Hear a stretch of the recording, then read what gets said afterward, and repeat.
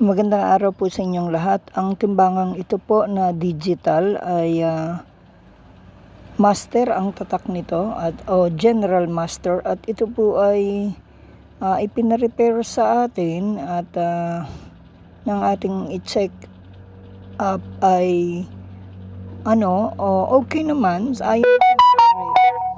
Okay naman, ayon din naman sa may-ari, ito naman ay gumagana. Ang problema lamang, ayaw mag-charge, at kapag kina-charge nila ay namamatay din at hindi raw nagcha-charge. So nung dinaanan natin sa shop nila, kasi nakita nila tayo na naglalakad na sa lubong niya, sabi niya yung digital niya. So sabi ko dadaanan ko, nalimutan ko, pero nung dinaanan ko na, nakuha ko na, at yun nga ang sinabi niyang sira.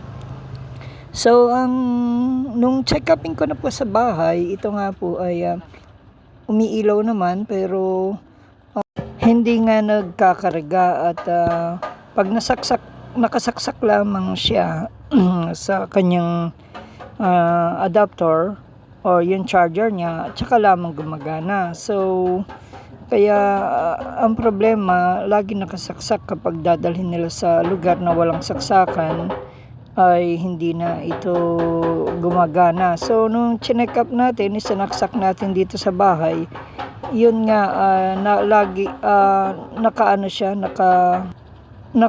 siya, pero pag binunot na natin yung saksakan, so hindi siya pumapasok yung karga. Yung indicator na siya ay nagcha-charge, hindi naman gumagana.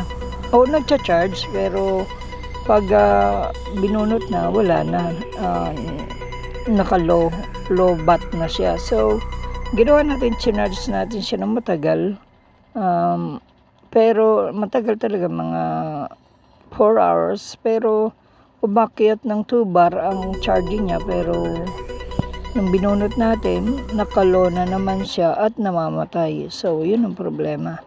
So battery talaga, so kailangan na po itong palitan ng battery para or pwede ring i-shock or paganahin yung battery niya, para kung maaring mahabol pa, kung hindi na talaga magpapalit na.